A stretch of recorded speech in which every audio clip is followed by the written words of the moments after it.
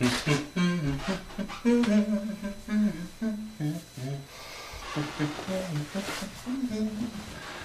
tomorrow spring is here.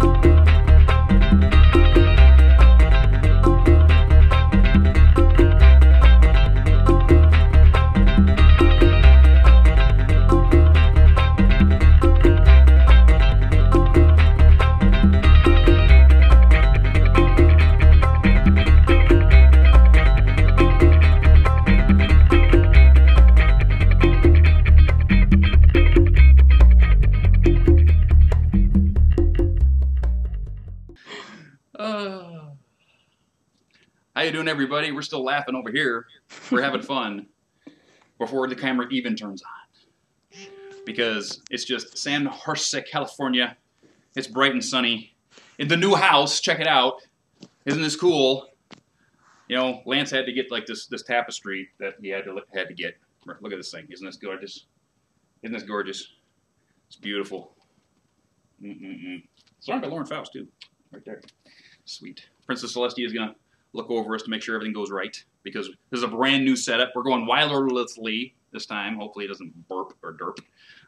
And Cheerilee's here. Cheerilee's always here. And I got a big box of comics right here. Look at this big box of comics right here. Comics, comics, comics. You know why? You know why I got a big box of comics with me today? Because we have the awesomeness that is Heather with us. Heather. Hello. Hello. And you pronounce my name with such fanfare. I do, because I've been doing it every time you're at a convention. It's like and guests are Nicole Oliver, Heather. Everyone freaks out. Everyone freaks out. And hopefully I'm saying it correctly. Hopefully I'm saying it correctly. Yes, it's Nuhfer. Oh, nice! I actually got it right. Oh my god. Yeah, you did wonderfully. You're naturally inclined. Naturally inclined. I might make a job of this. Who knows? So how was your day? My day was completely unproductive and mildly glorious. Mildly? I am a writer, so I get lots of good excuses to not do the things that I need to do. That is in true. a timely manner. In a timely manner. Yes. You just moved. I'm in the process of moving, so suddenly I become really obsessed with, grout. Grout, yes. And, we're obsessed with oak paneling, or oak trim right now. Yes. The guys would ever get done with it. So. Yeah, I got a little work done. It's gorgeous.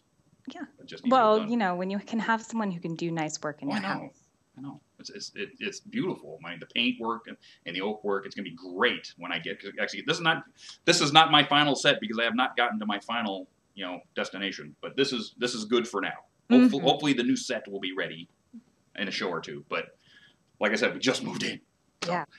How did your day go then? My day went awesome, because I got the show ready for you about 4 hours ago. So me and my good pal Guns is in town. So we actually went to the gym. So we went to the gym. I love that you went to the gym with a guy called Guns. Yes. We went to the gym and pushed some out. Yeah. So it was awesome. Getting back to the gym. because I got a date with Destiny next BabsCon. It's coming. Trust me. We'll tell you soon. But Heather is a writer, comic writer for IDW's MLP series and many more things. But she is the one who brought us our fan favorite, Nightmare Rarity. Oh my, that arc was so awesome. Thank you. Oh, I loved it. But let's start off with the question I ask everybody. The first awesome question I ask everybody who comes on the show. Yes. What are some of the cartoons and comics you watched or read as a child or are still watching to this day? That's a wonderful question. I literally pretty much watched the exact same thing I've watched since I was about 7 years old. Awesome.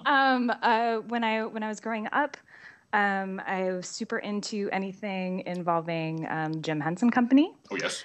Labyrinth is a huge touchstone to me, and Muppets. And when I was a little kid, I got to ask you this, though. I got to ask you this. Yeah. Dark Crystal, yes or no? Dark Crystal, I did not like as a child because it scared the bejesus. Oh, it was scary as bejesus when you were 10. So scary. So scary. But I grew to love it when I got older and was slightly less terrified of Skeksis. Though I will tell a quick anecdote is that later I was working at the Jim Henson Company and we got to tour the creature shop. And I got to see some Skeksy, and I was a little bit terrified. I was a little scared to actually touch them. Yes. Friends? No, don't run, please. Yeah. I love that movie. Oh, God, I love that movie. As you could tell. Yes, and there are Dark Crystal comic books now. Yes, there are. Oh, my God. Done by Archaea, which is fantastic. But yeah, I watch that stuff. I watch Fraggle Rock. I really love my Muppet Babies. And my dad had collected comics since he was a little kid and held on to them. And I was not allowed to touch them for many years. But sort of the story I always tell is that when we were little, I lived in a very small town. And our reward for being good at church was that we got to pick out a comic book or candy at the local store. And so I would regularly get Muppet Baby comics, but for some reason I was also really fascinated with Spawn. So I'd the amazing crossover that just went through my mind. There's got to be fanfic out there somewhere. Gonzo as Spawn. I can see it. It would either be Spawn or Muppet Babies. Spawn or Muppet Babies. That's awesome. I actually have the first 50 comics of Spawn in a box somewhere. Yeah. I really don't know why it did not terrify me. Weird. Yeah. The movies were weird. Ooh, yeah. You only started writing comics only a few years ago, 2010, if my information is correct, on Fraggle Rock for the Henson Company, as we just talked about. What was it like to not only work for Henson after being such a big fan and getting that first job through them? Tell us a bit about how that was. Yeah, it was unbelievably exciting and horribly terrifying. Yes, at the same time. I had, as I said, I grew up in a really small town, and the extent of sort of what you could dream to do in your life was not really big. And I had never thought in a million years that I would be a writer, let alone get the chance to work for a company I adored. I went out on a limb and applied for an internship at the Jim Henson Company after numerous career attempts at things that I had no interest in. And went out there and did an internship, and they really loved me and brought me in to do some work. And when I left, the guy in charge of publishing there was like, "Hey, do you have any ideas for any Fraggle Rock stories?" I had no clue what it was for. Absolutely none. And I was just like, okay. And typed out a couple ideas for short stories. And later on, he told me that it was for the comic and that he was just going to see if he could maybe get me a little story somewhere in the back of the anthology. And they ended up liking it enough that it was the first story. So it ended up being the first story, a Fraggle Rock story that they had done in 25 years. Yeah, that was awesome. So that actually went really well. And went on to lots more comic book work. Lots more. We're going to talk about. We're going to talk about that. Kind of a cool little side on that is that in that first issue of Fraggle Rock, I wrote the lead story, and then actually in My Little Pony Big Circle of Life, Katie Cook wrote the backup in that. So cool. we worked together, at the very beginning of my career. Yeah. Okay, here I've had a couple of people who are Muppet fans on the show, and I always ask this one: Muppets Tonight. Yes or no, up or down? Oh gosh, I was at a really weird place in my life when I watched that show. It was definitely a thumbs down, but now I want to go back and watch it again. Yeah, just to see if you missed anything. Yeah, or if, I was kind of that weird. I was like, in my late. Is that weird? I think it was Disney takes over, right? You don't want Disney to screw it up. Yep. Right? And you don't want Disney to screw up the Muppets, but they did this Muppets Tonight thing. Yes. And it was kind of weird. And you wanted to love it You wanted to love it so badly. But it was sort of like Saturday Night Live in the 90s. Yeah. Once in a while they hit one out of the park, but man, were they swinging for the fences. Exactly. Yeah. Okay, so you've not only worked for IDW, but now you've done Scooby-Doo. You've done the Vampire Diaries for big publicist DC Comics. So now you're at DC Comics, right? Yeah. As a writer, were you always looking to do comic work at the start, or was it other things that got your creative juices going? You just fell into comics. I totally fell into comics. I'd always loved them. Never had actually seen them as a career path. It just happened to be the thing that landed first. I'd loved writing my entire life. My best friend, Kate, who also did some Fraggle Rock comics, and I, we wrote when we were kids. We'd write crazy fanfic for 80s movies that we loved. And growing up, we would write everything, and then I went to school for everything but writing.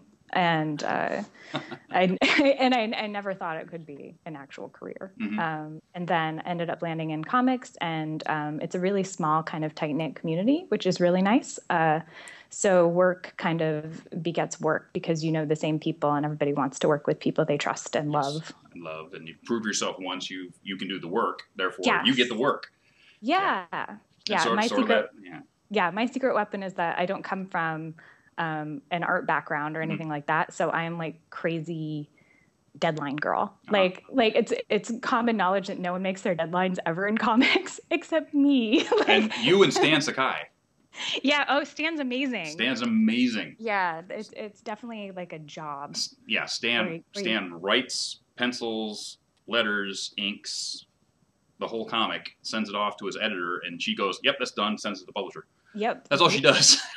She has a good job, right? Yeah, I've talked to Stan a number of times. He says she's never changed anything. That's wonderful. It's like it's his book. It's like she's just gonna send it off to the publisher. That's it. Yeah, he's a wonderful man. I love Stan. I really hope good things for his wife right now because she's battling cancer. Yeah. But Stan, we love you. Okay, so next question. Let me get a slide up there. Sorry for being a little slow because I've got things going on the computer. When you sat down to write your first story for My Little Pony, the Nightmare Rarity arc, were you given free rein to come up with your own concepts and story outlines, or were there just a few handed to you by Hasbro and said, "We'd like you to go in these directions"? At the very beginning, when Katie and I had gotten on board, they had a small list of 3-word suggestions of characters to use or things that they might be interested in having us do. Okay. And I know Katie took some of hers from that, and I kind of have a problem with return of stuff. I tend to be of the notion that, there's this gigantic world, like maybe we should explore it a little bit. Yes. So they did have a Return to Nightmare Moon on the list. And I love Luna, but I also wanted to do something that would be maybe a little bit new for the readers, especially since in the comics we can kind of explore a bit more in different areas than they're doing on the show. And it really just kind of dawned on me that maybe I should ask to try this. So I wrote a quick little pitch for it and sent it off to Bobby, our editor, and he actually thought that Hasbro would go for it. Yes. So, and they did. And after that, it was one of the probably least painful writing gigs I've ever had. It was incredibly, crazily well done. Thank you. From an old school comic guy, where and this is the next question. You would think that Rarity would fall to the nightmare by her vanity, right? But that really would do her. But it wasn't, was it? No. No. Give us a bit of background on what really made her fall. Well, I think there's behind every sort of vain person / pony or people with image.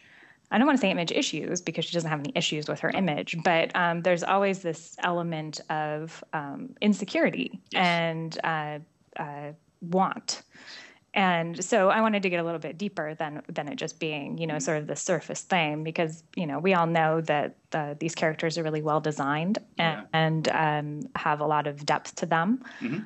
So I thought it'd be a great time to actually explore that a little bit with my girl. Which is what I love about the comics, because they're exploring the deep down behind the pony. I mean, it really, Rarity, all artists, I mean, myself, when I was doing art in the 90s, and I actually got some comic book work, it was all like, it's not good enough, it's never going to be good enough, I'm never going to be Todd McFarlane. Right. No one's going to be Todd McFarlane. But in those days, you couldn't tell me that I wasn't going to be Todd McFarlane. Yeah. But it's like, you have to be yourself, right? Right. Write That's for yourself, do your art. Struggle. But the constant artist struggle. And a lot of that, I think, actually fell into the story, too, where Rarity is self-conscious about her art, on top of being self-conscious about, everybody leaving her because of her generosity. Yes. So I think that was also played well in there, too. Thank you. Yeah, it's definitely something, like you were saying, like you deal with it. I definitely deal with it. We all deal with it. Yeah, we all deal with it in whatever we do. Yeah, I love it. What do you feel influences your writing the most? What you've seen in the past, what you see now, other writers? What are the things that are happening with your writing right now? The things that are influencing you the most? Old TV and movies really influenced me. I love film noir a whole bunch, and I love 60s television a lot. Don't we all? So I was literally watching Gidget before I and anybody who's my age loves the Monkees or the Munsters. Yes, I adore the Monkees. Yeah. I used to go see them in concerts all the time. Oh my! Yes. That's crazy. Yes. I had all their albums. Yeah. But I was too young to actually go to any of their concerts. But I have vinyl. It's great. Wow. I got the vinyls too. I had the vinyls. I think I got some. Yeah, and I also, there's a really great, there's a show called Spectacle that everyone should watch. Wow. It's not old, but it's Elvis Costello hosting, talking to musicians. And I think it's on Netflix. But he has this interview with James Taylor, and he compliments James Taylor on how his songs are so different and how they resonate so deeply with people. And James Taylor just kind of looks like befuddled, and he was like, "Oh, that's great to hear, because I feel like I'm writing the same song over and over and over again." And in a way that like struck me so profoundly, because I do kind of feel that way when I write, like you're always trying to get over something. Yeah, well, yourself. It's been said that there's like 12 true stories, all being retold different ways. Yes. Pretty much. I would agree with that. Yeah. But yeah, it definitely rings true. Like I assume I'm probably trying to get over something constantly. Yeah, I do the same thing every time I turn on the camera. But anyway, then we come to the bookworm arc. And its creative use of panel designs to tell the story. Whose idea was it to use the comic panel as an actual character in the story arc? That was mine. Ooh. But beautifully carried out by Amy. Amy Meberson is a fantastic artist and an amazing storyteller within her art. When I went in with the story, it was really just a way for me to sort of massively use all of these backed up creative vignettes I had in my head, and it seemed like kind of using the comic in it of itself would be fun for everybody to see. So, and she did a fantastic job of making it come to life and actually make sense. Because when I was writing, I was like, "How is this even going to work?" It was very creatively done. I mean, it was really cool to see. All of a sudden, it's like the book starts repairing itself or tearing itself apart, depending on the panels. So this is one of the creative things. I'll tell people that don't read comics that these are the things you need to look at for good comics, because they take all of the things. And if you've never read Understanding Comics, Scott, can't remember his last name, but Understanding Comics is a book written by an independent comics guy who just explains everything about how you should read comics and what comic creators use. Check it out someday. But it's really, really a good book. It's really, really cool. Also, the very interesting twist of the bookworm becoming the hero in the end, using the allegory that all readers care. They really are the bookworms at the heart of loving a story and wanting to become the hero of the story. Right. Yeah. So it was kind of a neat little wrap up. Great. Thank you. Yes, I lived it.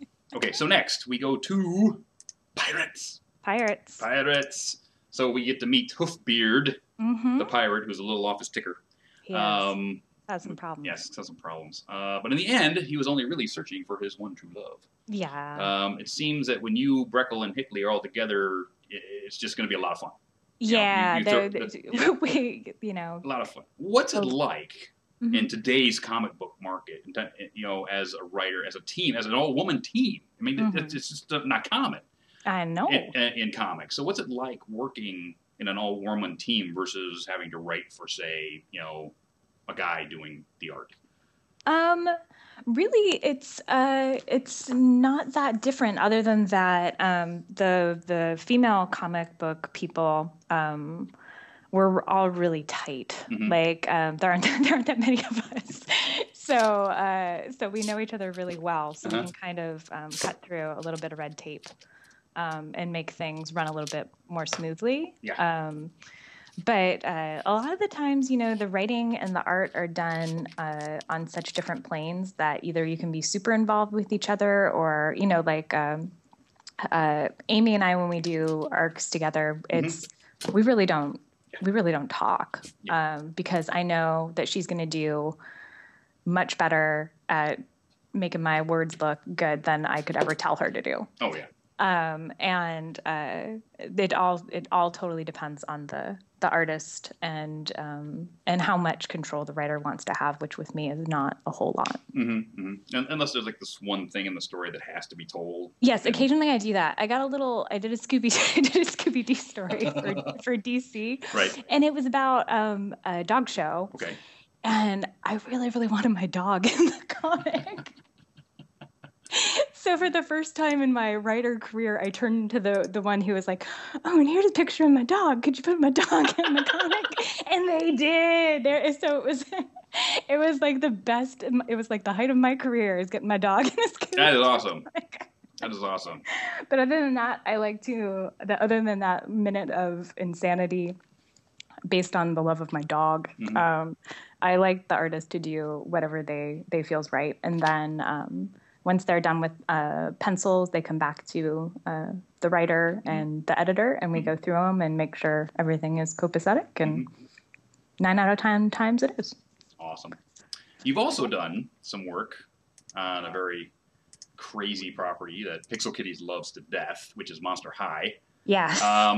So in the Monster High universe, what kinds of things does that universe bring to your typical high school story? Right, because you wrote this story, which was a graphic novel about a love interest thing. So what does that universe bring into that you can write in that's just not typical to your typical high school romance story?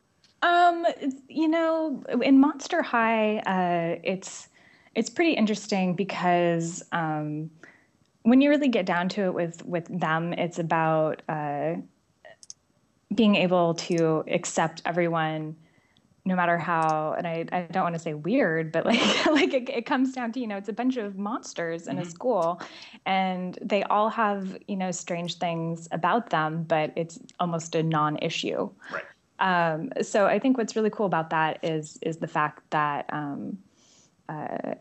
it kind of shows in a very almost literal sense of how different people or monsters can be and get along just fine. And I've always really liked that about Monster High. That's cool. I actually never caught any of it because it hasn't been on my radar. Pixel Kitties loves it. So. Yeah, it's pretty cute. Yeah. There's I think they have a YouTube channel where you can see stuff. But yeah, I actually did 2 graphic novels for them. I think the second one's coming out in a few months. Oh, nice. Yeah. Something to look forward to, people. You've been to a few MLP conventions where we met, actually. Yes. How are you finding the fan base? Are they different from your typical San Diego Comic-Con attendee?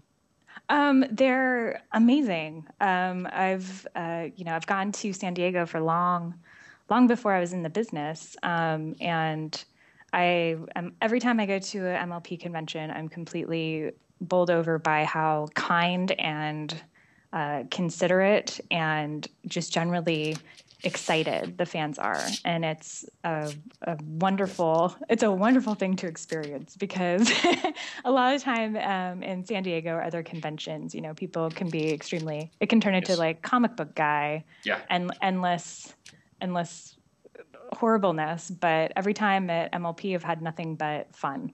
Yes. And people who genuinely just love the property so much, and it's wonderful to be in that environment. It is. What do you like to do for fun outside of this whole business of writing? Do you secretly go to Barnes & Noble and sign all the books you when no one is watching? No, I am probably like the most introverted. I could be a hermit, I really think. What? I really think so. No. It sounds really appealing to me. No, when we met, you talked up a storm. I'm really good once I get out. Okay. Getting me out is a whole other deal. I don't, once my books are published, I never read them again. I don't. I put them in a box. Put them in a box. And I send them to my mom. Oh, really? Yeah, and I don't read them, but my fiance does, and he tells me that they're all okay. So good. That's what I live for. But I do. I like to go to movies. I like to knit. When I was in LA, I did a little professional knitting for a couple movies and television. And I'd like to do that kind of stuff and hang out with my dog. And that's pretty much the extent of it, but mainly a lot of knitting. Wow, cool.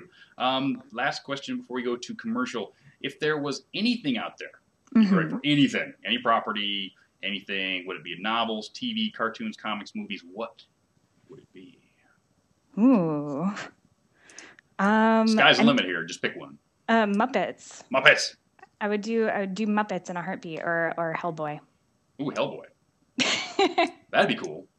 I love them both. And I have a prose novel that should hopefully be coming out next year. So I've already kind of gotten to do my own thing. Nice. Yeah. Yeah. So with that, people, we're going to go to commercial. and when we come back from commercial, we're going to go over charity work. Or actually, no. First thing we're going to do is we're going to go over upcoming convention season. Then we'll go charity work. And then we'll get Screwball in the call. So all of you out there can ask all of your comic questions to this lovely lady. So stay right there. We'll be right back in about a minute and a half. Woo! Woo! Are you tired of the high-pressure sales tactics from rank amateur merchants? Are you tired of shady characters trying to take you and your bits for a ride? Would you really rather be shopping in a glorified flea market? Don't want to pay Canterlot prices? Avoid the bucksters and the snake oil salesman. Come to Ponyville's oldest family-run business, Rich's Barnyard Bargains. You'll find us at the corner of Appleton Way and Stirrup Street. Look for the billboards. You can't miss them. There, you will find a warm, brightly lit, and friendly atmosphere. We have everything from alfalfa to Zap Apple Jam. Look at all that stuff! Oh yes, we carry home improvement supplies and tools for all those last-minute weekend projects. And remember, Rich's Barnyard Bargains. If it ain't filthy and it ain't stinking, then it ain't rich. That's right, ponies. If you have another disaster of any kind whatsoever, if your thatched roof catches on fire, if Derpy goes through your mailbox, if, vinyl scratch wubs down your wall, go to Rich's Barnyard Bargains, because they've got everything you need down there in Ponyville to fix whatever you got. If you're, a human, go to Osh. They got stuff too. But anyway, we're back with Heather Nuhfer. Hello. Hello. So let me get my script up, and we'll see where we're supposed to be. Excellent. Next, convention season. Mm-hmm. Here we are, coming up. We have next Buck in the UK, Manchester, August 23rd, 24th. GM Barrow, Dave Polsky, Heather Breckel. Summer Sun Celebration Music Festival is August 22nd, which is the night before it starts. All your favorite music people will be there. Check their website. They're all going to be there. I think Mike the Microphone's going to be there. He's flying. It's going to be huge. Grand Brony Gala, August 15th, 17th, Tampa, Florida. Guests Kathy Westlook, Michelle Krieber, Black Griffin, GM Barrow, the Brony Chef, and many more. The gala dance is Saturday night, so don't forget your finest. So go out there and have a nice ballroom dancing. It's awesome. Dress up really nice with a girl and go dancing. It's awesome. Trust me. Nightmare Nights, October 24th, 26th, Dallas, Texas. Guests Tabitha, Britt McKillop, Amy Keating, Rogers, Full Papers, and this knucklehead right here will all be there. Mm-hmm. And then, big announcement, DerpyCon South, September 20th to 21st in New Orleans.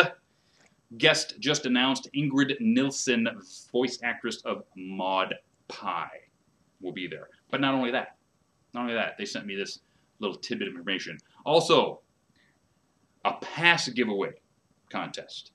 1 Alicorn pass, 2 sponsorship passes, and 4 weekend passes will be given away. To get on this, you have to book your hotel room for the 99 bits a night with a con hotel before August 15th. You're in for those. Now, check derpycons.com for more info on that. Also, more cons coming up this year. BronyCon, Czechquestria in Czechoslovakia, Brony Fanfare, Sydney in Sydney, Australia, LunaFest, Ponyville Cider Fest, which I was just announced as a guest there. I'll be there. Brony Scott in Scotland, of all places. Wherever you are on this big blue marble we live on, there's a PonyCon to go to. Be there. It's lots of fun. Charity time. Ian and Claire, British Columbia SPCA. We're letting this one run another 2 weeks because we were stuck at BronyCon. We couldn't get the video up so people could get in on the prizes. So we're letting that one go another 2 weeks. We're already at 615 bits, but we can get higher. We can go higher with that. So get in on the prizes and go over to manlysbrony.com, click on a link, and give a couple of bucks. You're in on the prizes. Now that we've gone over 500 bits, you're in for the Ian and Claire autograph. Okay? Now, excuse me. All the giveaways for that were 5 packs of the MLP card game, Candlelight Nights, given to us by Bot115, 2 dog tags, a brushable pony, and, of course, the autograph for over $500. Now, we move forward to Heather. Yes. Heather's charity is called the Gentle Barn Foundation. I'm going to read this little paragraph right here. Giving children who are at risk of being absorbed into destructive lifestyles a chance to bond with animals accomplishes great good, and not just for the children. By making people aware of animals as thinking, feeling beings, the need for treating all animals in a humane manner becomes second nature. And with that, the need to treat our fellow man as well. There is a second benefit to bringing children and farm animals into contact with each other. Not only does this help guide children into compassionate lives, it also raises awareness that agricultural animals are in need of protection too. While pets and wild animals get the press for issues of ethical treatment, agricultural animals are often overlooked. The Gentle Barn Foundation is helping to close that gap, and we can help them with that, can't we? Yes. I sure hope so. I sure hope so. It's a wonderful place. Yes. Tell us a little bit about it. Yeah, if anybody lives in Southern California, it's outside of Los Angeles. You can literally go there, and they take in all sorts of abused and neglected and given up farm animals, also like horses that used to be in television shows, and they also take in dogs and cats.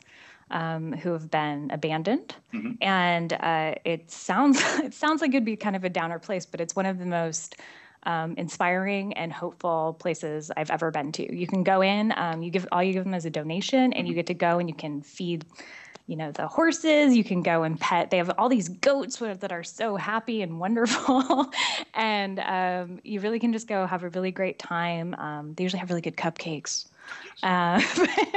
And learn a little bit more about sort of how different farm animals are treated, and actually feel like you're doing some good. They take all the money they get to go back into either feeding the animals or upkeeping the farm. They also bring in, as you said, at-risk youth to kind of give them a little bit of pride and to teach them that all living things have the right to a good life, including themselves. Awesome. Yeah, it's a fantastic. If Fluttershy had a charity, it would be the Gentle Barn. It would be the Gentle Barn Foundation. It totally would. Yes. We actually have Fluttershy as the Equestrian Manticore Fund. Nice. Actually. The Equestrian Manticore Fund has her as a spokesperson. So That's awesome. For this one, so if you go over to manlysbrony.com, click on the link, give a couple bucks, then you're in for this set of prizes here. Another 5 sets of cards, packs, from Bot 117. So 5 of those. Thanks, Bot. I got this. How about this? This is the McDonald's Luna toy. Still in the package. Ooh. So we're going to set that one for you. Then, Caradwin found this when we were actually out, at Home Depot looking for stuff. He found these, which are peel and stick wall decals of the ponies. Man, Look at that. I want those. Isn't that cool? 31 wall decals to go on your. It's like those big old head things from the sports, but you can put ponies on your wall. So there's 31 of those in there. So that's for giving us anything. Now, we crack 500 bits. I think Heather's going to kick in. What do you think? Sure. Yeah. I'd be more than happy to kick in some signed comics. Signed comics. Yeah. How about 4 of them? That sounds perfect. Done. 4 comics signed by Heather Breckel, which will be in my hands probably in a couple of days because we're going to bust 500 bits on this easy. And yeah. I should add that I was lucky enough to have Peter Capaldi, who's the new Doctor Who. The new Doctor Who. Yes, retweet the tweet about this show, and also say that if anybody tweets him and sends a picture of them actually donating, that he will give them a follow on Twitter. Wow. And if you also tag me on that, I would be more than happy to follow you as well. Look at that, folks. You can get the new doctor to follow you. And pretty cool. Still be doing good for the animals. So get on it. So that'd be great. And with that, charity is over for the week. All of you people who are waiting for charity prizes, 1, some of you haven't gotten back to me. 2, I'm waiting for things to come to me from the guests. So I'm waiting for something to get to me from Charlotte. I'm waiting for something to get to me from somebody else. I had to pick up a new autograph from Kazumi Evans because the one that she mailed me got ruined by my mailman. Thank you very much. No. Yes, but I saw her last weekend, got a brand new one. Awesome, not a problem. So we're gonna take care of that one, but I'm still waiting for Charlotte to get me the stuff that she promised. So as soon as that gets here, that will be going on mail. So if you haven't gotten something from me, send me an email, dustymanlysbrony.com, and we'll get everything taken care of. Because of course I'm moving, and it's all in boxes. I'll find it and we'll get it out there. So with that, you know what you need to do for me, Heather? You need to give a call for Screwball. He's here somewhere. All right. Screwball. Screwy. Where you at? Yo. Oh. There he is. We knew he'd show up. Yep. He's just sitting there waiting. That'd be kind of bad if I didn't show up. Yeah, well, you could always be off gaming with somebody, like Mr. Q. Okay, I've never done that once. Forget those rumors that people think I have. But I do last minute gaming, and I'm not kidding. He does last minute gaming. Last 10 minutes till show, and I'm like, okay, I'm closing everything down. Yes, close everything down. How you doing, buddy? I'm doing awesome. How are y'all guys? Sweet. Wow, I said y'all. Y'all. That's terrible. Yeah, y'all. You Americans are doing bad things. We all are awesome. No, it's not the deep fried Twinkies that are affecting you at all. No. Oh yeah, those are good though. They're so good. They're Yes, awful. they are. They're good. Every Fridays, me and my friend Logan do deep fry Fridays, and we kind of had the meat sweats last time, so it's like, okay, we need a break from this before we have strokes. Strokes. Oh. Yeah. So with that, I'm sure we have plenty of questions. Plenty. Yes. So this is from Trailblaze. This is for you, Heather. Question is, what is your favorite reference you put /scene in the comics? Ooh. Good question. My favorite. I have two favorites, and I don't think anyone has noticed them. Oh, really? I do have I think it was in the Bookworm arc. I have Rainbow Dash say we're not using the Z word, which is from I love anything Edgar Wright, Simon Pegg, Nick Frost. So it's actually from Shaun of the Dead. Oh, that's right. Oh, I gotta find it. I'm opening the book right now. Where is it? Yes. So they're my favorite filmmakers most of the time. So I put that in there, and then I also in the Pyro arc, I have Fluttershy's friend is Gil, right. And which is a reference to What About Bob? And she also says this whole bit about baby steps, which I don't blame anyone for not getting my obscure What About Bob references. Yes, I get it. Oh, I'm trying to find the Z. So, next question. Okay, I'll bring on the next one. This is from Whoalicious for you, Heather. Do you follow fanfics, and do you ever use any of those ideas to inspire your writing? How about no?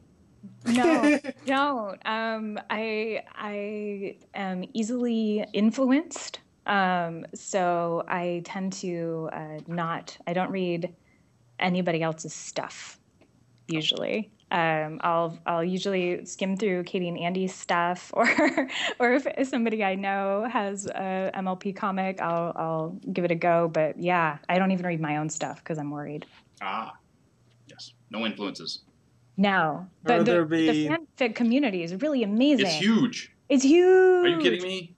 And I got to do a panel with a few of them at Everfree, and so they're so smart and so know their business. It's amazing. It's crazy some of the things they come up with. Oh yes, I never really read any myself, but crazy. I get a lot of people tell me about some of the craziest things. Yeah, I'm sure. I mean, Fallout Equestria is like what? 1 billion words now? It's huge. Goodness. Really? Huge. Oh my god. Yeah, somebody started doing a fanfic about Fallout the game and Equestria as a crossover, and now it's 2 books this thick. You know, it's I swear it's over 1 million words. It's huge. And everybody's writing side arcs, and it's completely gone off the rails. It's huge. See, that's awesome. Yeah. That's really awesome.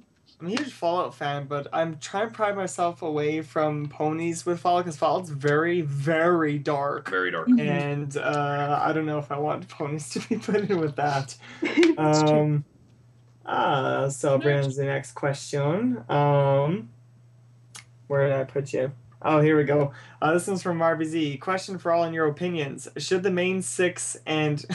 Okay, I kid you not, that's what he put. Should the main 6 and Humane 6 ever meet in the comics, and should it result in an awesome arc?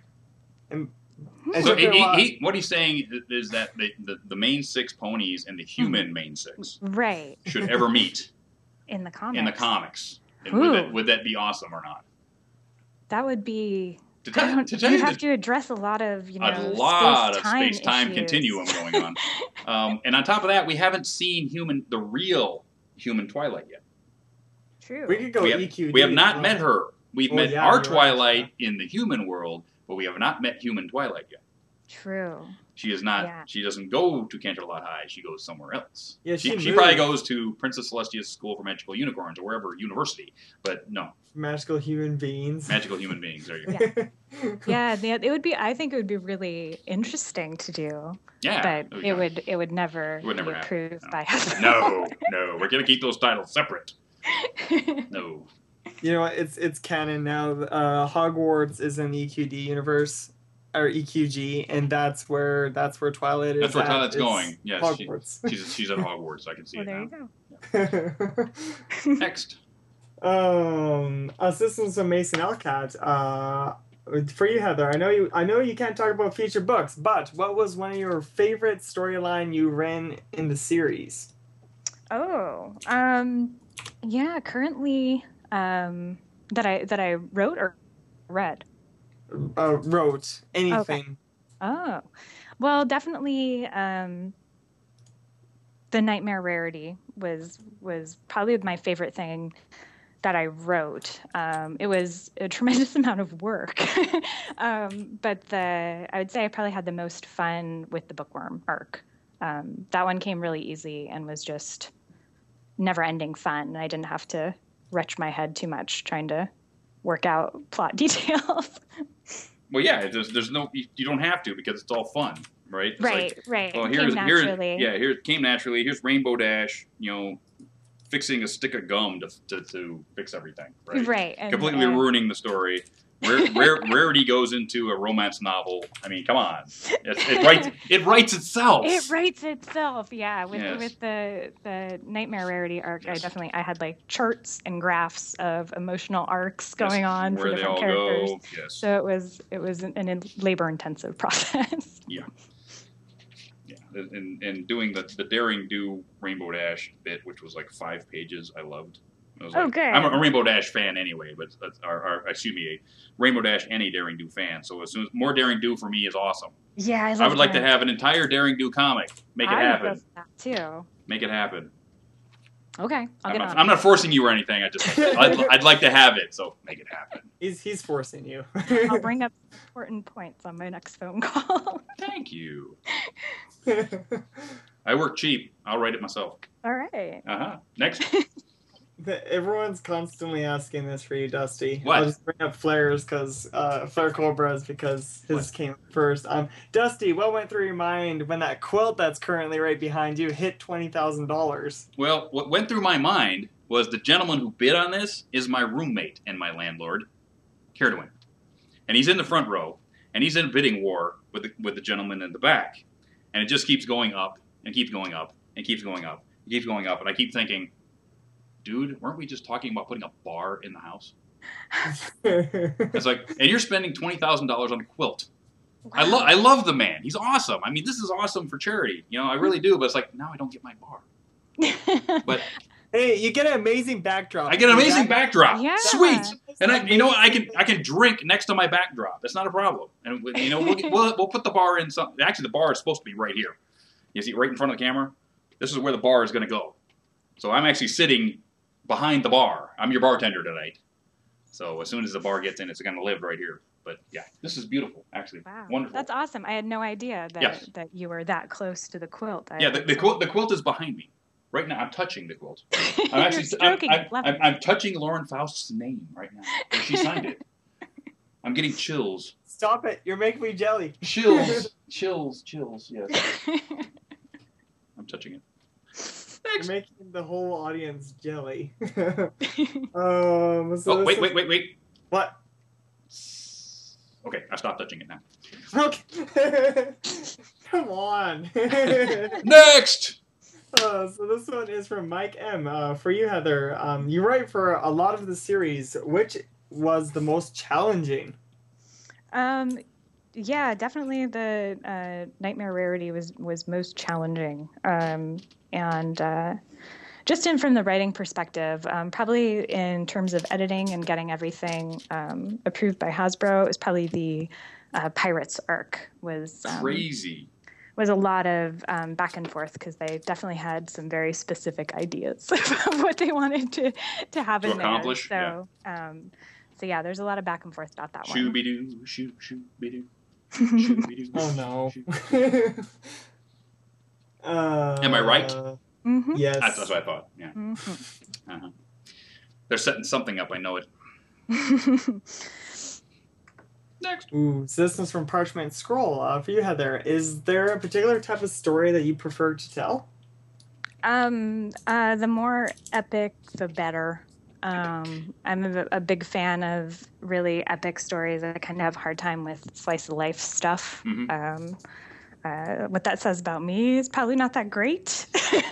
I'd wager that's some kind of escapism springing out, but anything epic where I get to have my funny little bits is probably where I like to be. Which means a Daring Do script would be awesome for you. Yes, like I adore Daring Do, mainly because I'm a gigantic Indiana Jones nut. Oh yeah, yeah. And yeah, to do a whole comic would be splendiferous. Wouldn't it be cool? Oh. I'm giddy. Just thinking that there could be like a 5-issue mini-series of Daring Do. That would be really rad. Wouldn't that be rad? Mm-hmm. Hasbro, get on it. I'm smiling right now, but I will send you a letter. I will. Next. Hasbro probably hates me by now. Well, no, I don't think so. They're nice. Yeah. MK Toon is awesome. I love him. Awesome guy. Next. Let's see here. So this one's from, I think this was already referenced before when you two were talking, but I'll just bring it up anyway. This one's from Kyle Tonerella. Question for Heather. What were some of your favorite references to write for in the 2-part bookworm arc? Oh, specifically in the bookworm. Gosh, what did we have in there? Oh, here. I'll open it up right here. You can tell I have it. Well, I know that So, Amy had some really... Amy, I love how Amy had a Loki pony in there. A Loki pony was in there. And when they go into the book, they actually go into Rapunzel. Yes. Rapunzel, let down your hair, which was rarity, of course. And Pinkie messed that up by becoming Robin Hood. Mm-hmm. Yeah, so that was in there. Let's see who else. Wow, that was weird. Then that goes into the Daring Do arc, right in the middle of it. Daring Do actually appears in Ponyville. Let's see who else is in here. I'm looking. Let's see. There's a bookworm talking to them during the Daring Do arc. I don't see anybody in the background. No, I don't think there's a lot of background ponies there. No. But I really loved writing the rarity romance. Oh yeah, the rarity romance. Oh my god. I'd never written anything like that before, I found it extremely cathartic. This is great. She would wait forever by the sea, a sea of longing for the return of her dearly departed Francisco. Sheesh, Rarity, a romance novel? That's about as scary as it gets. What could it be? This handsome shadow looks so familiar. Wow, Rainbow Dash, you have such a handsome shadow. Why, thank you, Pinkie. My shadow works out. And then all of a sudden there's this gorgeous stallion with the beautiful mustache goatee. He's beautiful, isn't he? He's beautiful. And you could probably have a career in reading romance novels, Dusty. It's pretty. Your voice reading. Oh, thank really you. Successful. I'll read this last paragraph just so everyone can hear it. He moved through the night like wistful velvet, bringing back every memory, every endless whisper. She knew he would never truly leave her. Even the dark, brooding abyss couldn't capsize their love. Ooh. Okay, that's too much even for me, Rainbow. That's too much even for me. Twilight says it's over. Beautiful. Thank you. I'd clap if I didn't have a phone in my hand. Thank you. Are you using a phone for your speaker? Mm-hmm. I am. Actually, it sounds really good. It sounds awesome, actually. Yeah. You're only you're the third person who's used a phone. We had M.A. Larson, who was actually walking his daughter at the time. That was hilarious. Which was hilarious. That was funny. And Brent just talked through a plate in his head or something. Yes, and Brenda Critchlow was on a phone. But you're the third person on a phone. It seems to work quite well. It seems to work quite well. Yes. Next. So this one is from Spec Farmain. First, I want to thank you, Dusty, for being part of the bullying panel at BronyCon. Do it again. No problem. He was wondering if his panel submissions go through for Nightmare Nights. Would you like to do him the honor of joining him at the panel if it gets clearance? Of course, not a problem. Put me down. Sounds goody. Yes, I'm of the opinion that if my pain and suffering that I went through as a child can help anybody else, it makes going through it that much easier. Yep. Okay. So if my stories can help you, then my going through it was worth it. Okay. So if anybody asks me to do this, I'll do it. Okay. It doesn't matter where or when. If somebody wants to know about my past and what I had to go through, and if it helps you, I will tell you. Okay. That's great, Dusty. Thank you. Next. Also, from Spike, I'll also bring up, if there for you, Heather, if there is a comic series that you would like to write for, which series would be and why? Well, yeah, we talked about that a little bit, yes. And I definitely I definitely would want to write for if they brought some Muppets action back. Muppets action, that would be great. Mm-hmm. A little Hellboy wouldn't be bad. Oh, yeah? And I'm actually right now attempting to get on the Orphan Black series that they just announced because I'm kind of obsessed with that show. Nice. What would be really cool is that actually did a comic adaptation of, Shaun of the Dead. Yeah. Or did they do that already? Can't remember. They might have done one back in the day, Yeah. but they could do a series. That would be pretty great. Hot Fuzz was also an awesome movie. I love Hot Fuzz. Those two guys are just extreme together. Yes. Wow. Yes. And anything they've done, I've loved. I'm always dreaming that another movie will come out, but they finished the Cornetto and Blood trilogy, so now we have to wait. We have to wait. Come up with another comedy, guys, because you guys are good at it. Love it. Next. So this one is from MarbyZ. Actually, since you brought Muppets, this kind of works out. A question for you, Heather. Did you see the latest Muppets movie? If so, what do you think of it? I actually preferred it quite a bit to the last Muppets movie. I felt it was a little bit more Muppety.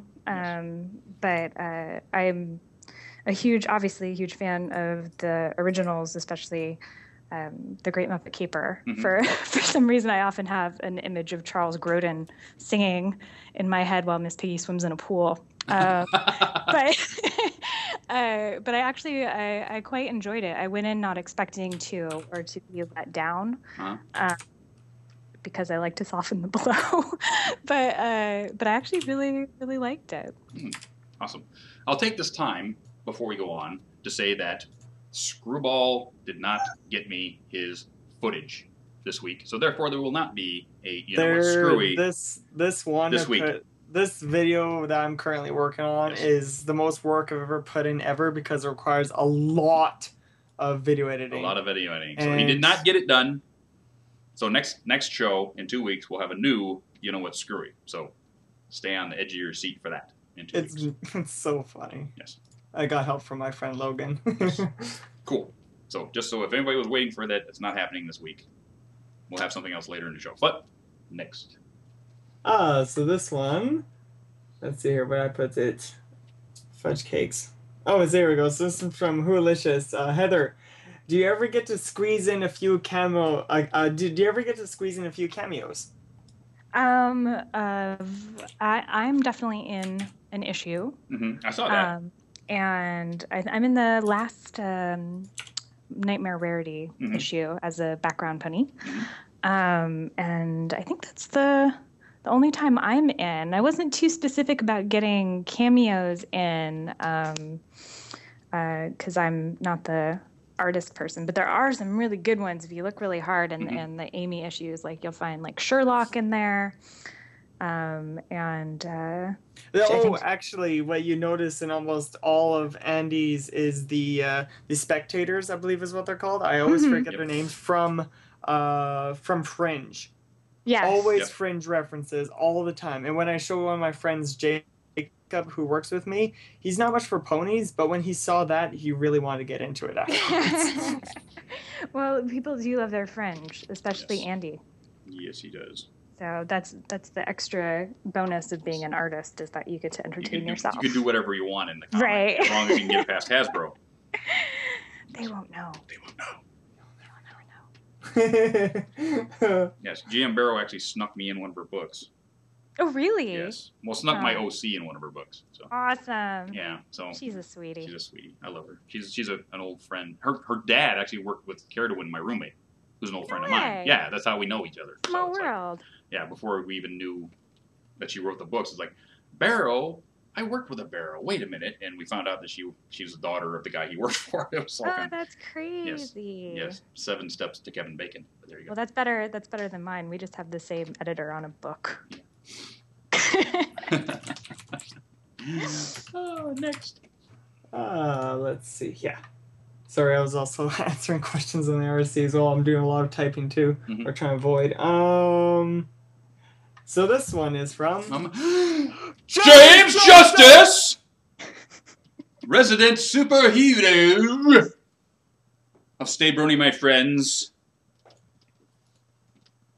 Hero, that anti-bully, that awesomely bad dude, Soggy Milk.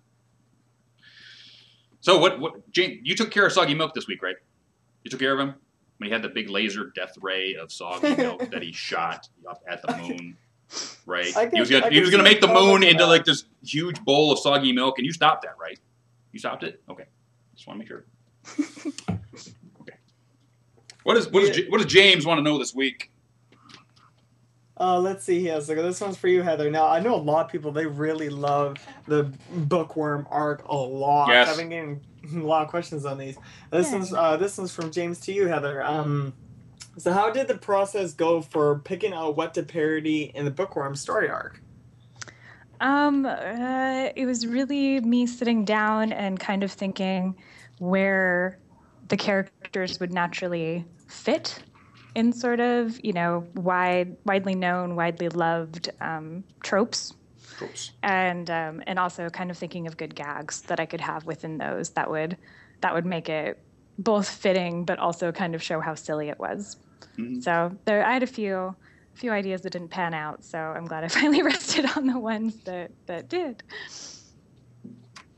Cool. Oh, that's good. There's a lot of planning involved. Oh yeah, there had to be. Oh yeah. James also likes to say thank you for writing the daring do in that story. Oh, good. He's a huge daring fan.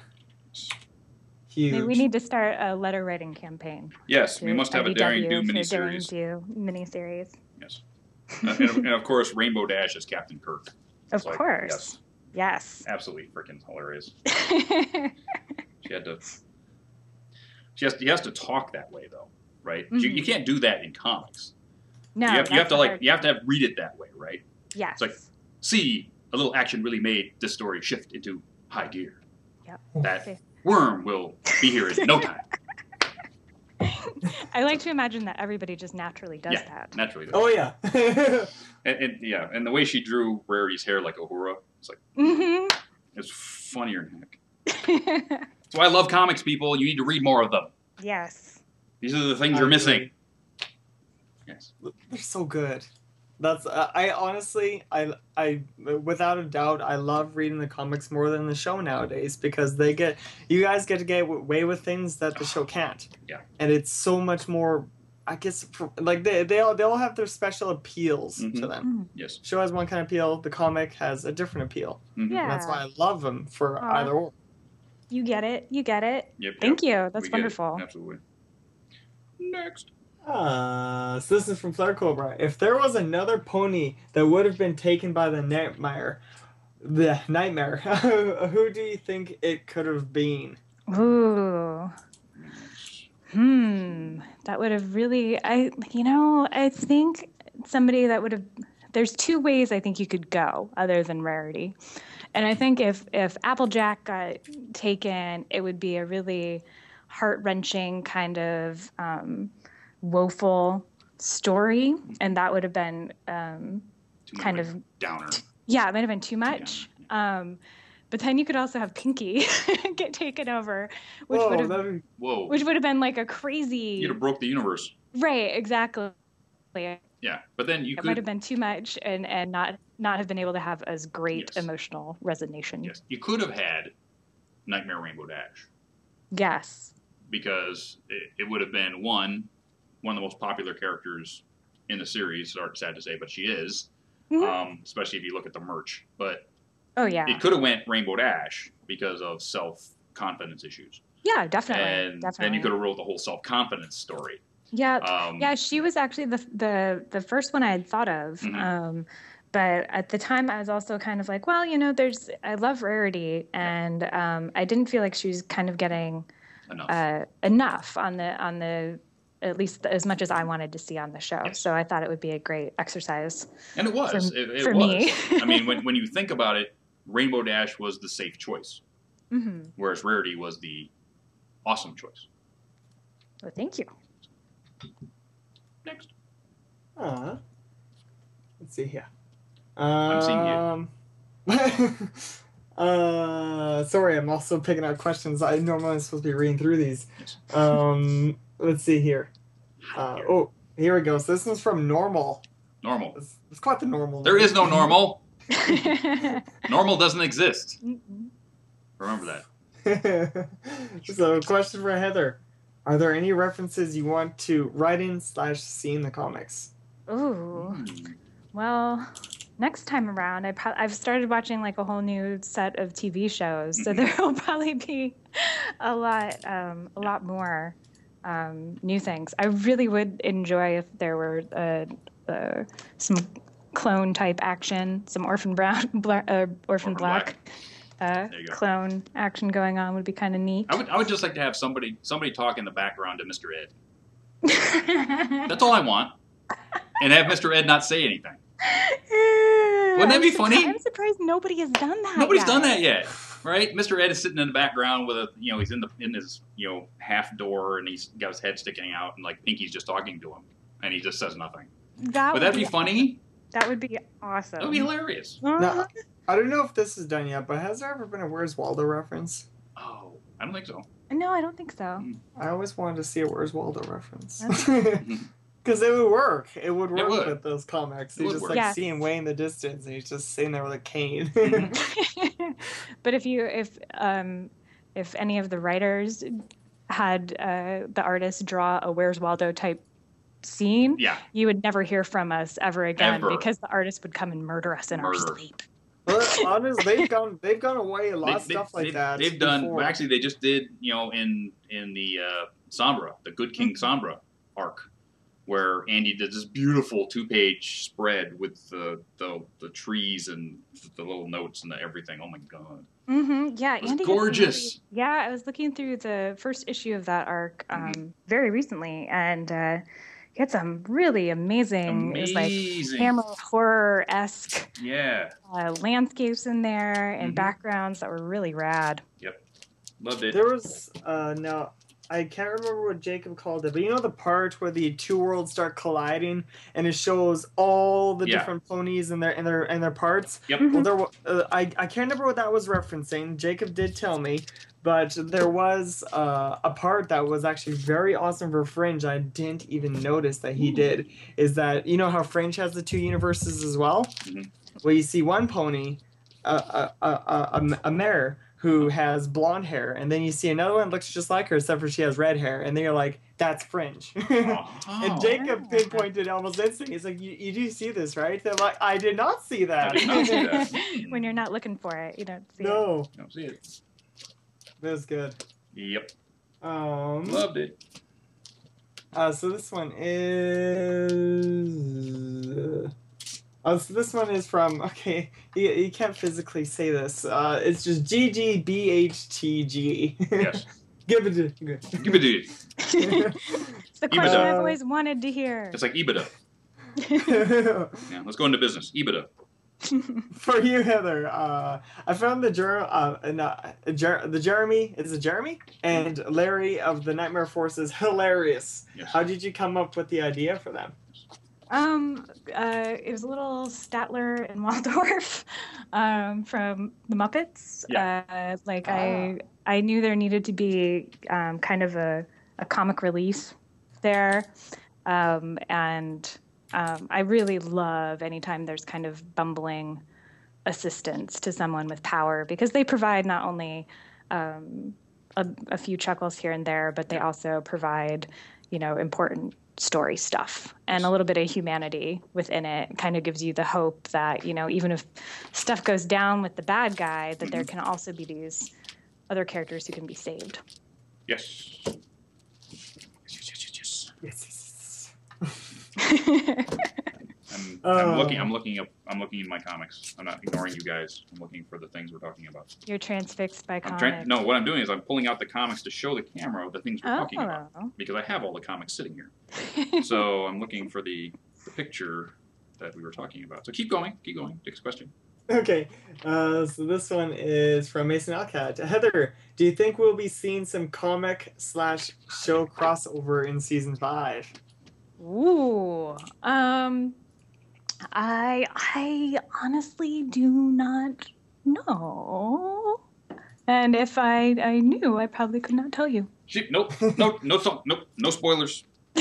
No spoilers around here. I'm begging for that to we are happen. not. We are not getting this show shut down by Hasbro. No. Not happening. At the moment, from what I know, there's nothing major planned. I know Hasbro by design kind of keeps us separate, just for the reasons you said. You know, separate, we can kind of go different areas that the show can't. We do know that our good friend GM Barrow is writing an episode. Yes. Season 5. We know that. Mm-hmm. So, no book crossover, but she's writing an episode. Yep. I can't wait to see. I know it's gonna be awesome. It's gonna be awesome. I'm actually very excited for the 100th episode. They already been the 100th episode is going to be really huge. cool things, and it's going to be huge. What is it? Spoilers. Plug your ears if you have to. Right here. I'll give you a second. Minute. I have speakers in my ears and my fingers on my speakers, so I'm still hearing. Do it. Oh, okay. There is that they said that there was going to be a bit more of the background ponies. They said. Yes, that's what that's what I've been always hoping for. Is that one episode where the girls go off and chaos ensues, but instead of going after the chaos, the camera follows the background ponies and what happens to their life. Mm-hmm. While the girls actually save Equestria. They go do their thing. They go do their thing. It's like, what happens to the background ponies? It's like, Well, they did say that Coco Pamel is returning, which I'm Coco's so pumped for. And I want to see that. I want to see them to even a bunch of them to have voices. And we need some Babseed. We need some Coco Pamel. Yeah, I was down in LA a few weeks ago. Oh gosh, now like a month ago, and had brunch with those guys, and they were all very excited about this coming season. So I think you guys are in for good stuff. Yes, quite excited. Oh yeah, very excited. Let's see. Yeah. 1 second. I need to read through this one again because I'm making sure I'm getting this right. I'll skip that and read it through again. So this one is from. Oh fudge cake! So this is from RBZ. Question for Heather: Hasbro approved an MLP/Transformers crossover arc in the comics. Would it be challenging for you to write? Well, yeah. That would be awesome, but yes, it would be extremely challenging. Yes. I know a lot of people who that's their dream project, but I think it would be unbelievably hard. I know. Why did I just lose his name? Tony. Fudge. Tony. Yeah, Tony. He loves Transformers. Ponies. Yes, he does. I love his covers. Oh my goodness. He needs to do the interiors. Yeah. And have to draw all those straight lines. Yeah. Well, he's done like 3 different covers for 3 different Transformers. Yeah, they're fantastic. They're great. Are you kidding me? He's forever. Tony's like hard it is to draw straight lines. Tony's like in my top 5 of comic artists right now. Yeah, he's amazing. He needs to be allowed to have free reign to do stuff. Yeah, and do like he and I were talking about how great it would be to team up on a 4-issue arc. I mean, I actually got his rain boom tattooed to my chest. No, you did not. I did too. Oh, I did too. That's awesome and Tony's a great guy in real life. So all works out. So this is from Dirty Ken. To you, Dusty. He says, congrats on the 27K raise at BronyCon. Thank you. And also, what was the Dorito of choice when you crashed Boneypalooza?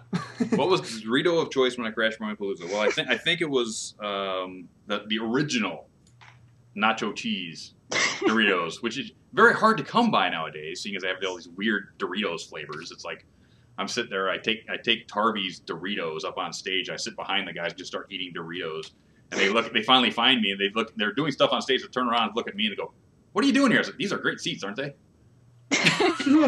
Right here on stage eating Doritos. Oh my goodness. It was hilarious. Yep. Oh, hey. Wait. Oh, Joe? Is that you? Joe? I think Joe Stevens. Joe Stevens is calling in from Equestria, the desk in Equestria, right now. So we're going to go to the desk. We're going to go to the news desk outside of Ponyville in Equestria, and we will be back in just 1:40 because he's got something for you. Breaking news from Equestria. Go nowhere.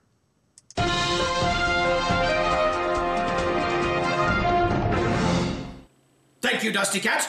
This just in, Zecora has been arrested for illegal drug trafficking. What may be a surprise to no pony, considering Zecora has ample supply of poison joke and beans, which are, of course, the magical fruit. Zecora has been indicted on charges of trafficking hallucinogenic compounds capable of creating psychotropic visions and deus ex machinas. While Zecora has long sold compounds and burning ducks that have various medicinal purposes, from curing cutie pox to having cheap amulet knockoffs, when Zecora delivered Princess Twilight Sparkle a potion that would allow her to see into the distant past, she delivered a potion with such a psychedelic mixture, it caused Twilight to actually feel like she'd traveled into the past. This is not only a psychologically damaging experience, but it is a lazy way of delivering exposition. Already, ponies are seeking out this potion and using it to see into their own distant past. While Twilight's vision was suitable for advancing her plot, when Rainbow Dash drank the potion and looked into her past, she saw nothing but horror. Zecora has responded to these allegations, here quoted as stating, "This is not some drug to be had. With so much backstory to deliver, you should be glad. Even this may be a vision of the past, so I ain't even mad."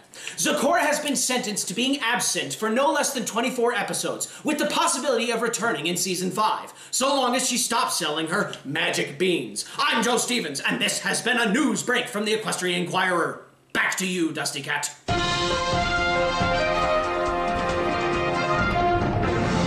Thank you, Joe. Thank you for that news break. Can you believe it? Zecora arrested for drug trafficking? I mean, amazing.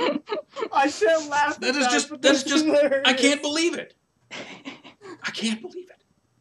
Oh, I'm sure she'll be out for good behavior. I mean, they can't live without her potions anyway. So it's just a misunderstanding. It's just a misunderstanding. She'll be out next week, I swear to God. So, we're back with Heather. Disappearance. Yes, we're back with Heather. And we're going to run right down to the end of the show. We got some time left, so let's do it. Let's more questions. My dear sweet Celestia. That was hilarious, Joe. Oh, my Lord. Okay. I'm just trying to gain myself. That was good. So this one's from Pencils. Question to you, Heather. Pencils is also a comic book writer, Pencils, and a freelance writer. And he has a question for you. When writing ponies, do you draft out the act structure or any other drafts before writing, or do you prefer to just dive into the story? I tend to, in comic books, we have to submit a pitch, which is generally, at least if you're me, really detailed in order to get it past both IDW. Ooh, my dog barked. Past IDW and Hasbro. So, woo! Yeah, he's a loud barker. So we do the pitch, and then I go straight from the pitch. A lot of people do what are called page by page, where they will write out what's going to happen on each page, because in comics, everything's so tightly condensed, and you have to be really careful about page turns and how many panels for the artist and stuff like that.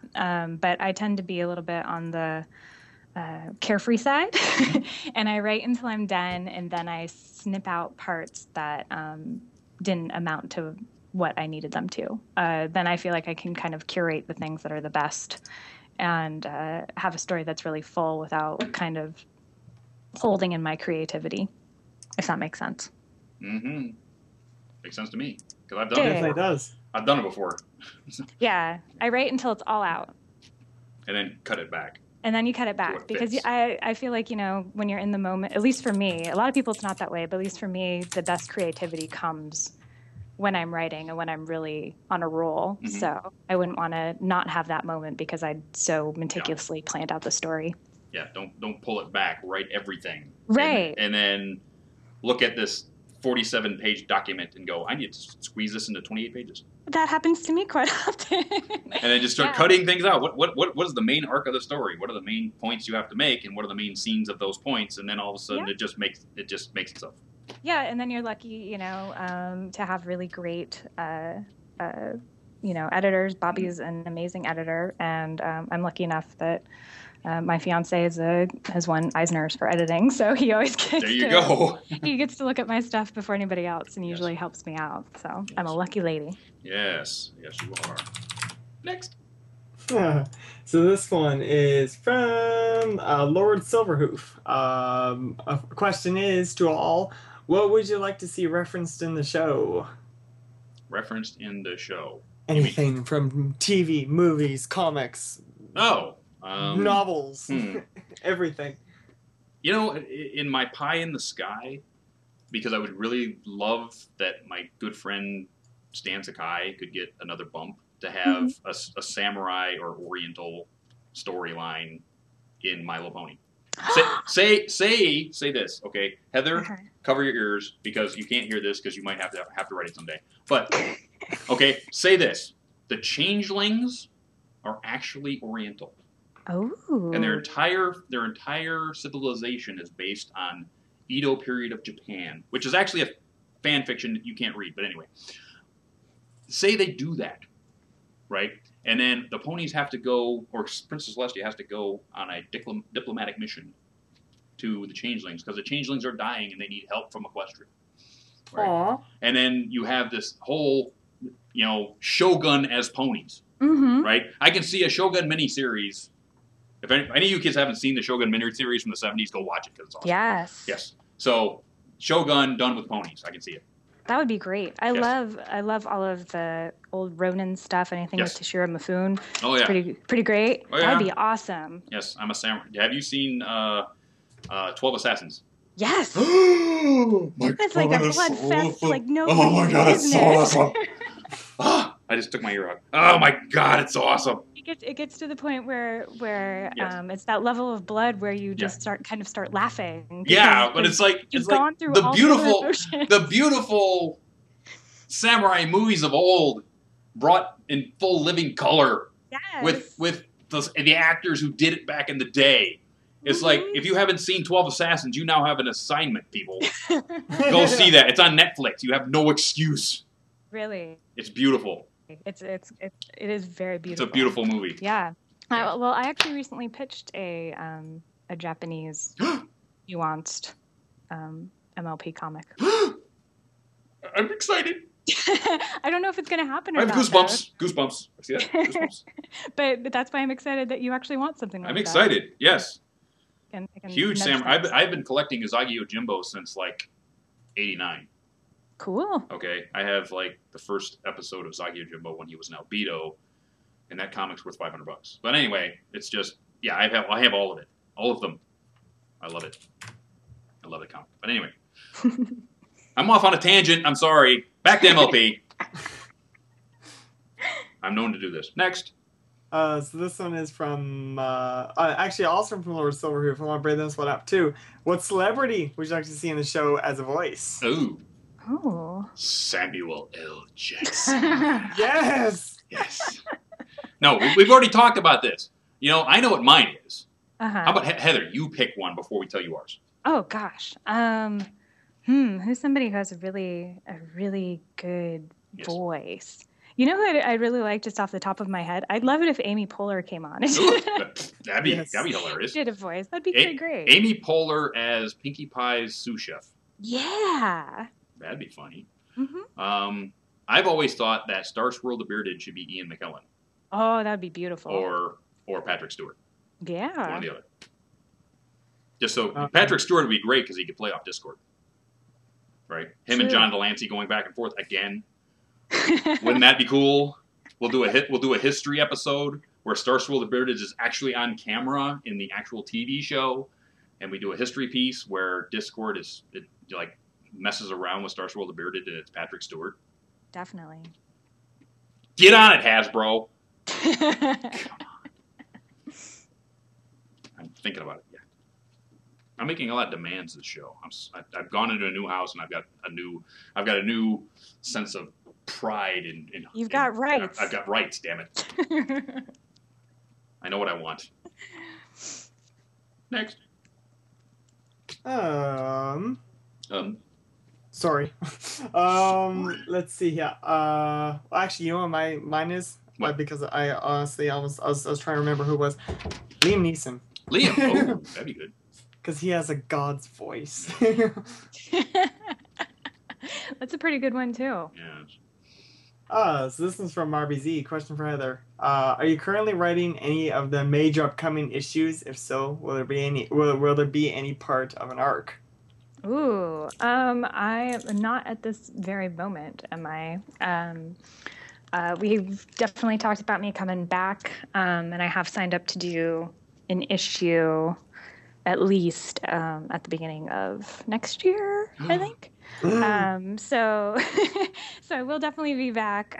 We've talked a lot about me doing another 4-issue arc. It's more kind of my bad at this point. I know. I feel like I could just pitch that now, dude. Pitch it. 4-issue Daring Do arc.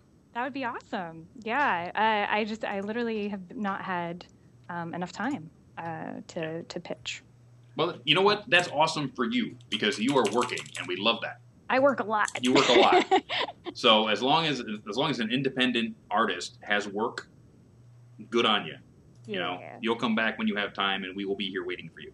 Yeah, well, I'm excited to get back. I think it's always good to have new people come in and have their ability to tell new stories from a new point of view. So it'll be nice to come back and join everybody again. Yes, but what's really cool is like the GM Barrow's 3-issue Daring Do set is coming out in a month, and then having you pitch a Daring Do 4-book arc at the beginning of next year would just slot right in there. That would be beautiful. That would be beautiful, beautiful, baby. I'm on it. You know what time it is, though, Screwy? It's that time. It's that time. It's that time for that one awesome question that our guest gets to ask of us. Ooh. Yeah. Any question Any question at all. If you want to ask it, ask us. Wow. Yeah. Well, gosh. We should prepare them before. I know. I should, but it's more fun just to have them go, wow. I want to ask you like a really poignant question. Poignant question.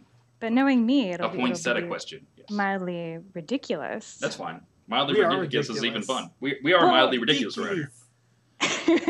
So. If you got to be a character in a My Little Pony episode, all right, and you got to pair up you had to be the sidekick though. Okay. Which character, doesn't have to be the main, but what character would you be the sidekick of? That's interesting. No one wants my answer, okay? Because they know what it is. I know what your answer is. Go ahead. Say what your answer is. It's bad. I'm not... Say it. Say it. Okay. No, it's not AJ. I'm surprised people are thinking it's AJ. Don't you guys follow my Twitter? At all? Even click my images. You would see what the actual pony is. It's okay. It's King Sombra. There we go. Wobner said it. Yes. Evil sidekick of Sombra. Evil sidekick of King Sombra. There's nothing wrong with that. Nothing wrong with that. But for me, Overhaul as my character's an Earth Pony, and he likes to fix things. That's why he has crossed pistons on his flank. So he would probably be a sidekick of the entire Apple family, somewhere like right off of Sweet Apple Acres with a forge and a blacksmith shop, and all he did was fix their carts all day. Very cool. They were busting things, and I would fix them. That's awesome. That would be my sidekick duties right there. I love it. Yes. So that's what I do. And with that, we are at the end of the program. Sadly. Aw, that went so quick. Sadly, at the end of the program. So, one thing I want to remind you guys that we have a t-shirt, brand new t-shirt done by Trish over my shoulder right now at redbubble.com. Me giving Screwball a ride on the bike. Get this one, wear it around all the conventions. We'd love to see you wearing it out there and giving us some support. Thank you very much for all your support. If you buy this shirt, we get to stay on the air. So please pick up a shirt. One thing I want to bring up that happened just before the show went live, Robin Williams was found dead just an hour and a half ago. It's heartbreaking. It's heartbreaking. Anybody who's my age or Heather's age and grew up with Mork from Mork, and even if later the genie from Aladdin and the Lamp, even his stand-up comedy are just heartbroken about Robin going. So keep Robin Williams' family in your heart just for a little while, because it's going to be tough. It's shocking and really kind of puts a point on. Yeah, puts a point on everything. Yep. It can even as big a star as Robin Williams is, he had his demons, and sometimes even when you seem to think you have everything, it can all go away. So hug your loved ones, kiss them, tell them you love them, because it can all go away. And with that, we're gonna head out of here. Big thanks to Heather. Thank you guys. That was wonderful. Yeah, Screwball for doing everything he does. Thanks, Screwball. Cowboy Dave for making us look so good on the YouTubes. I actually cranked up the frames per second on this show because we got better internet here. Hopefully it shows up you guys. Hopefully I'm not all jaggedy this time. EFN for giving us this wonderful program. Amy, my wonderful girlfriend, keeps me grounded. Care to Win, who does everything. I couldn't do this any show at all without him. All our fans at BronyCon who stopped me every 2 seconds and made me dry up a Sharpie. I swear to God, people, I had a brand new Sharpie, and by Sunday it was dry. Don't ask me how. I don't remember signing that many autographs, but dang, you all over the place. Love you all. Thank you very much for coming to see me at BronyCon. Come see me at the other conventions. Ponyville Cider Fest. Nightmare Nights. I'll be at those, so come see me there. You'll see Screwball at BronyCan. Go get an autograph from Screwball. I'm so excited. Do it. I'm being there for 10 days. 10 days. Woo. Yeah. I'm gonna be hanging out at Vancouver for 10 days with my very good friend Buttons and my very good friend Marjan, and so excited. Looking for an apartment and a job, probably. Yeah, most likely. Getting the heck out of Dodge. Because I am possibly moving there, so possibly. Yay. Yep. Take that opportunity, go look and see what's there. So with that, we're out of here. Guess what? In 2 weeks, hey Screwball. What? Take a flying guess who we got in 2 weeks. Oh no. Come on. Who'd you get? Who did I get? You want? Hey, Screwball. Yes. You want a pair of wings? Wait a minute. Okay, now I got two characters for that. You just tell me. Who is it? That's right, people. M.A. Larson is back. M.A. Larson's coming to the next show in 2 weeks with Pennyroyal Academy. We're going to pump that. We're going to pump him being a story editor on Season 5. Got lots to talk about, so don't miss it. 2 weeks. Larson! M.A. Larson! We're going to blame it on Larson. So with that, we're out of here. Peace. See you.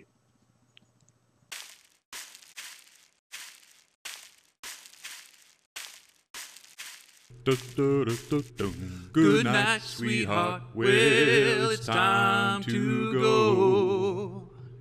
Good night, sweetheart. Well, it's time to go. We hate to leave you, but we'll be back soon. Good night, sweetheart. Good night. Good night, sweetheart. Good night.